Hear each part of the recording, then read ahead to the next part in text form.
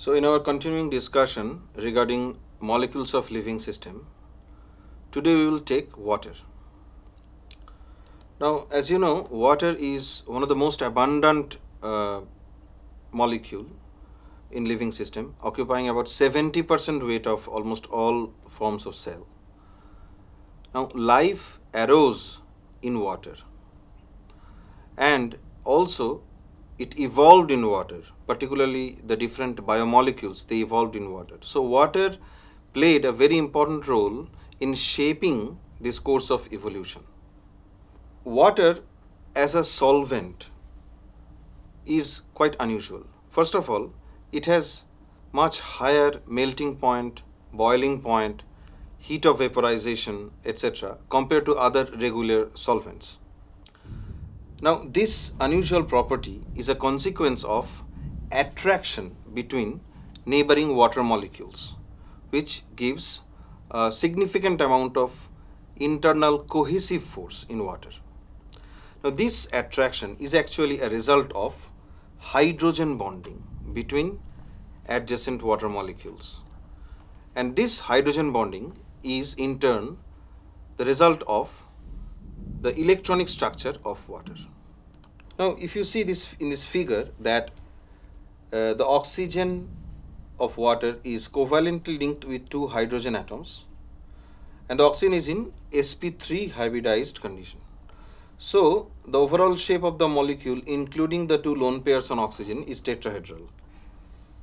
Now, oxygen is much more electronegative than hydrogen. Consequently, it pulls the electron pair from both of these oxygen-hydrogen bond towards itself, leaving the hydrogen atoms partially electron deficient and itself becomes partially electron rich. So, the hydrogen acquires delta plus partial positive charge and oxygen acquires delta minus partial positive charge. Consequently, if two adjacent water molecules are aligned in this manner, then this delta plus hydrogen and this delta minus oxygen will attract each other electrostatically. Though this is a weak interaction, but still it's a interaction, and this interaction is called hydrogen bonding. Normally, in liquid water, since the arrangement is tetrahedral, ideally one water molecule should be able to hydrogen bond with four other water molecules, but due to movement of water molecules, this is reduced to 3.4. That is, one water molecule is hydrogen bonded with on the average 3.4 other water molecules. Now, hydrogen bonds are relatively weak. At room temperature, the thermal energy of aqueous solution, that is the kinetic energy of motion of the water molecules and all the other atoms and ions and molecules, if they are present, then these are of the same order of magnitude of the hydrogen bond. That is, they can break the hydrogen bond, this thermal motion. Consequently, the hydrogen bonding is not static but is in a dynamic form. Okay. Say here three water molecule clusters are shown. Now they are from a hydrogen bonded network. Now within very small time span, about picosecond range, the interaction has changed. So now these water molecules are hydrogen bonded to some other water molecules. Okay. Consequently, this hydrogen bonding network between water molecules, which we can think like a cluster, is actually not a static cluster, but it is termed as a flickering cluster in liquid phase.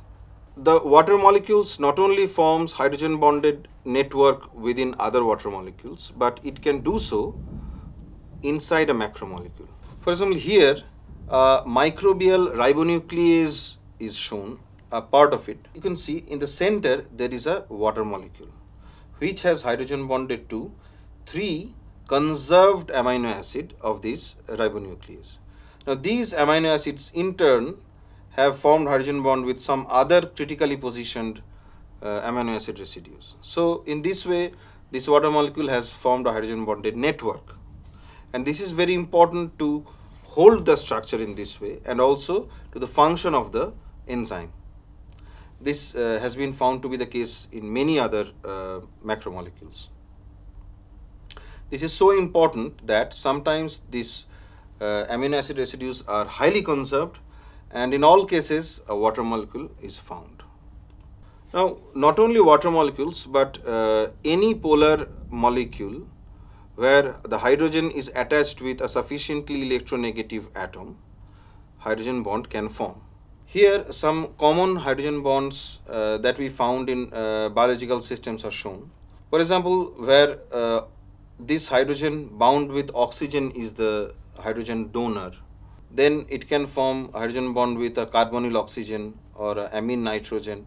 Similarly, a hydrogen bound with nitrogen can form hydrogen bond with carbonyl oxygen, other oxygen and amines as well.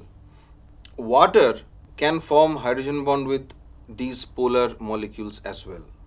And this is very important because this hydrogen bonding of water with these polar molecules actually results in their high solubility.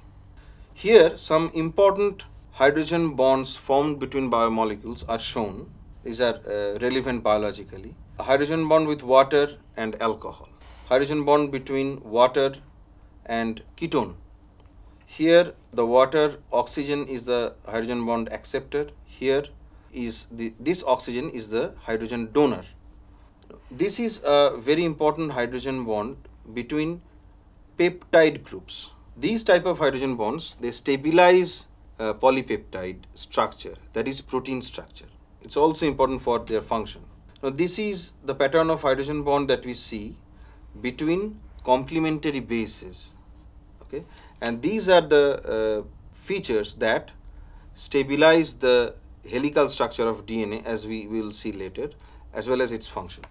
If the hydrogen bonding groups, that is those that are involved in hydrogen bonding, for example this donor oxygen, the hydrogen and the acceptor oxygen, if they lie in a straight line, that maximizes the force of hydrogen bond. But if they are not so, then that weakens the hydrogen bond. This we can call directionality. That means hydrogen bond has a directional character. This directionality, it governs the three-dimensional geometry of macromolecules to a large extent. For example, here you see a polypeptide chain is shown in a helical shape. Actually, this is alpha helix. Now, these amino acid residues in the polypeptide chain, they have adopted this pathway because they want to maximize the hydrogen bonding between the different amino acid residues.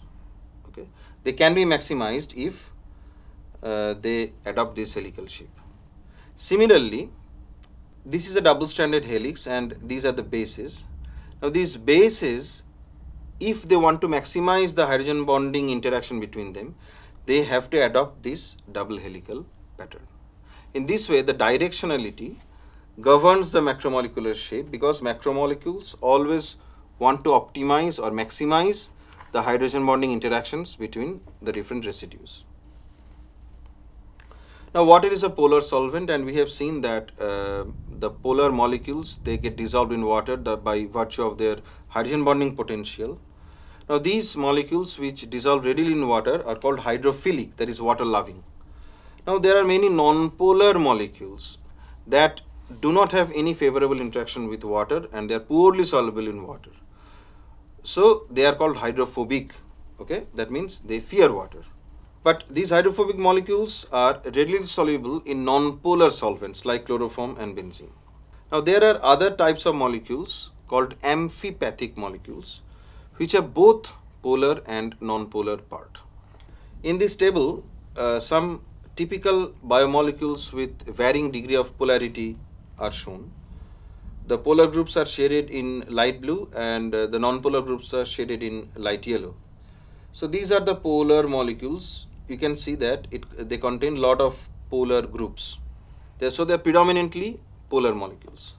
Now these are examples of non-polar molecules or predominantly hydrophobic molecules, where you can see that most of the molecule is constituted by non-polar groups.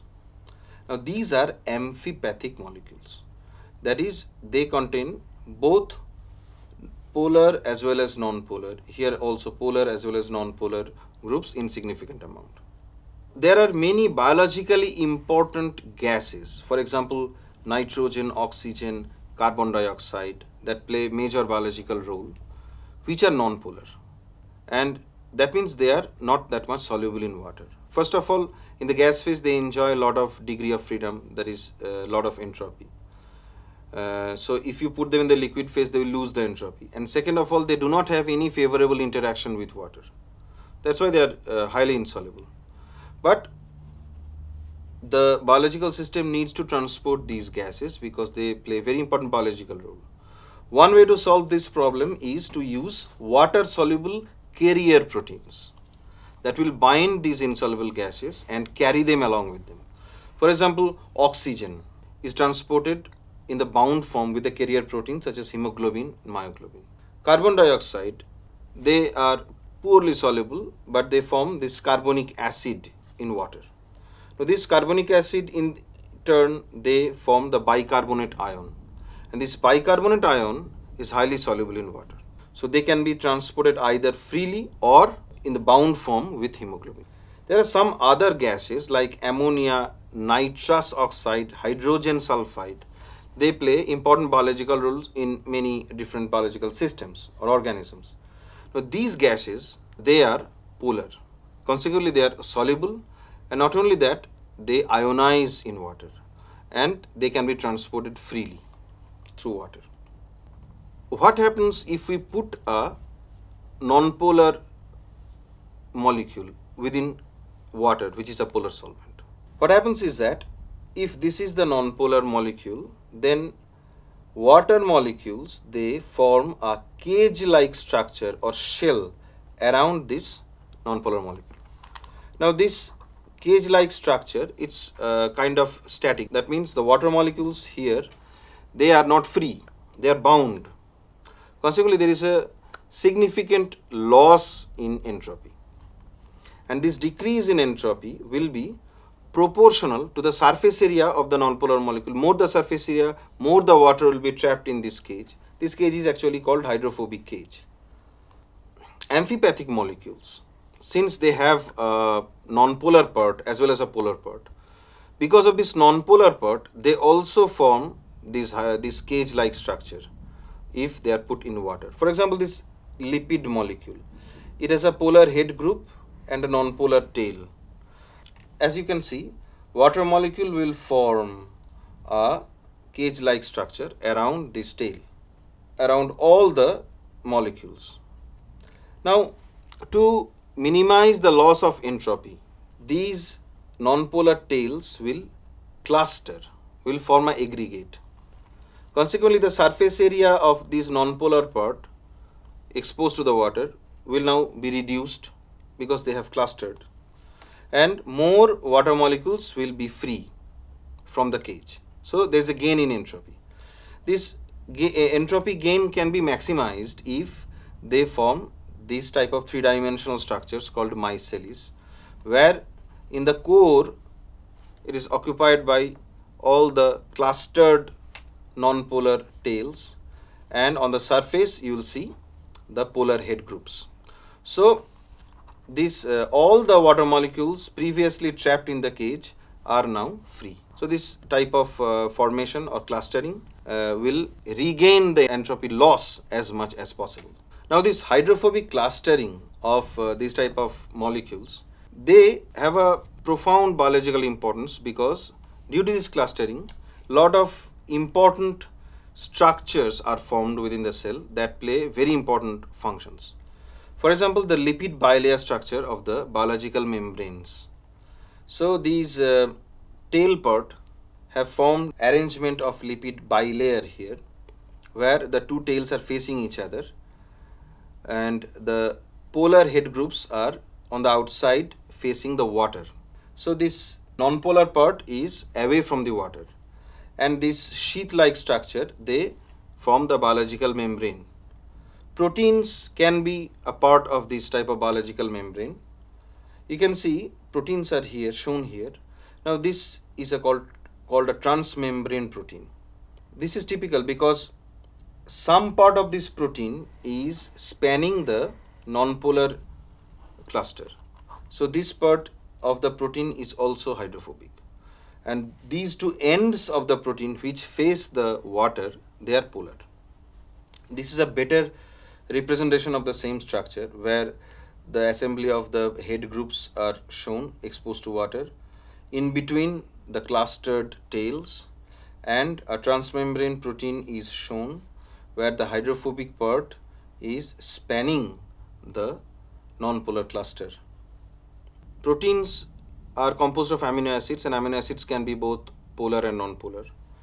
Now this non-polar or hydrophobic region here are shown in red, and the polar or hydrophilic regions are shown in blue. Now in absence of water, they have no structure, okay, so they have no function as well. But if you put this in water, what will happen is that immediately this hydrophobic region will cluster, okay, and it will give this protein a stable three-dimensional structure. That means this type of hydrophobic interaction is also important for achieving the functional structure of a protein. Sir, can there be any role of entropy during interaction between polar molecules within water? Definitely. See, so far we have discussed the role of water driving the interaction of non-polar molecules, okay, the hydrophobic clustering and so. Interestingly, water also favors the interaction between polar molecules, and that is also driven by entropy. Let us take a classical example of interaction of enzyme and its substrate. So enzyme and its substrate both are soluble molecules within aqueous environment. So they are solvated by water. This solvation is mostly due to hydrogen bonding and some dipole-dipole interaction for both the substrate and the enzyme. So these water molecules that are surrounding these molecules, they are interacting favorably. Okay. Now, when the substrate will bind the enzyme, then this situation happens. The water molecules occupying this area and this area are now released, and that interaction is replaced by various non-covalent interactions between the substrate and the enzyme. So these water molecules that are released, that increases the entropy of the system.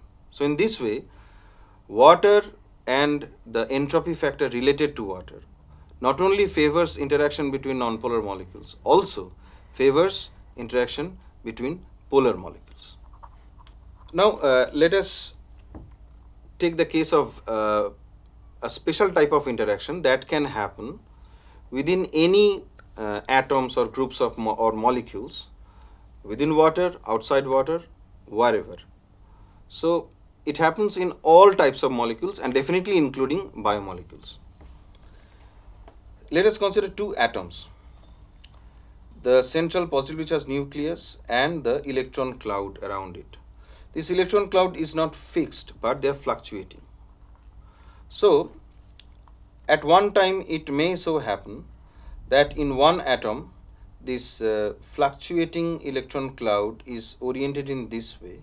There is a electron cloud is on this side, but on the other side, due to random fluctuation, the positive part is around this side and the electron cloud is on that side.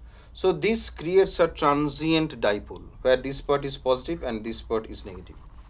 Now if the distance between these two atoms are about 5 nanometer or less, then these two transient dipoles will attract each other, and consequently the distance between the atoms will be reduced. This is called van der Waals interaction. Another name of it is London dispersive force.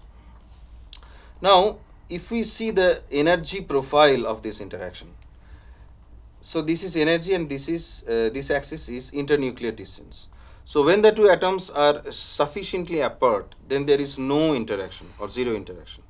Now when they are close enough, then there is considerable van der Waals interaction due to the fluctuating electron cloud and transient dipole. Now when they are coming closer to each other, then after a certain point there will be repulsion because the electron clouds will repel each other if they are too close. So beyond this point repulsive forces predominate. Now this internuclear distance where the attraction is maximum is called van der Waals radius or van der Waals contact distance.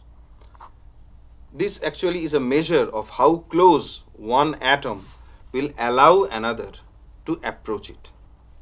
Now, normally for biologically relevant atoms like hydrogen, oxygen, nitrogen, carbon, sulfur, phosphorus, iodine, etc., this van der Waals radius is of the range 0.1 to 0.2 nanometer. So, will these water molecules have any influence on the electrostatic interaction in the biomolecules? That's an interesting question. See, what is electrostatic interaction? If we represent the electrostatic interaction by the symbol F, the force acting between them, whether it is attractive, that is between two oppositely charged ions, or repulsive, that is between two similarly charged ions, doesn't matter. The electrostatic interaction, the force, if it is represented by F, then F equal to Q1 Q2, Q1 multiplied by Q2 divided by epsilon and R square. Now Q1 and Q2 are the magnitude of the charges of the two ions you are considering. Epsilon is called the dielectric constant. This is dimensionless quantity and roughly it represents the number of dipoles in the solvent. And R is the distance between the two ions. So we can see that this interactive force is inversely proportional to the magnitude of the dielectric constant and the square of the distance between the two ions. That means if we consider the dielectric constant, more the value of the dielectric constant, less will be the electrostatic interaction. Now water at 25 degrees centigrade has this epsilon value of 78.5, which is very high compared to many other solvents. For example, this non-polar solvent benzene, its epsilon value is only 4.6. Consequently, in water, due to its high electric constant, the interactive force between two ions will be reduced to a large extent. So this means the ionic interactions of biomolecules when they are exposed to water is considerably lessened. Now there are some critical ionic interactions in macromolecules. For example, interaction of two oppositely charged amino acids within a protein. Now these play sometimes some critical role in structure and function. Now to allow this ionic interaction in the three-dimensional structure, these oppositely charged amino acids, they occupy the core part of the protein. They are not exposed outside. So they are in the core part away from the water and thereby they can interact strongly. Now this distance R square with which this force varies inversely also influence the ionic interaction in water medium. Because of this dependence, the electrostatic interaction in water is short range. That is, beyond a certain range, the interaction dies down very quickly because this is inverse square. Normally, the distance for effective electrostatic interaction within aqueous environment is about 10 to 40 nanometer, the range, depending on the electrolyte concentration of the solvent. So for this, what we have seen is water, the universal solvent that is holding the life, all the different biomolecules and cells and organisms. So this has some unusual properties, and that is why it is playing so important role in life. For example, due to hydrogen bonding, water molecules are cohesive, and the hydrogen bonding network is not static but dynamic, this fluctuating cluster. So whatever biomolecular interactions will happen in water will be governed by this, because they will tend to maximize the entropy of the system. That is, they will tend to free more and more water molecules, as we have seen in hydrophobic clustering or interaction between two polar molecules. Everything is governed by this entropy factor of water. We have seen that hydrogen bonding is also enjoyed by all the different polar molecules, and it is a very directional force, and that governs the shape of many macromolecules. We have also seen that there are forces like Van der Waals forces, which does not depend on the type of atom or molecule or the solvent or whatever. They will act anywhere as long as two atoms are close enough with each other.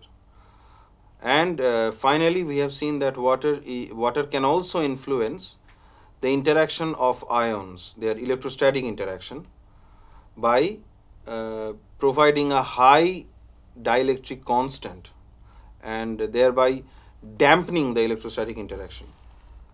Okay. So in this way, the properties of biomolecules are profoundly influenced by these unusual properties of water.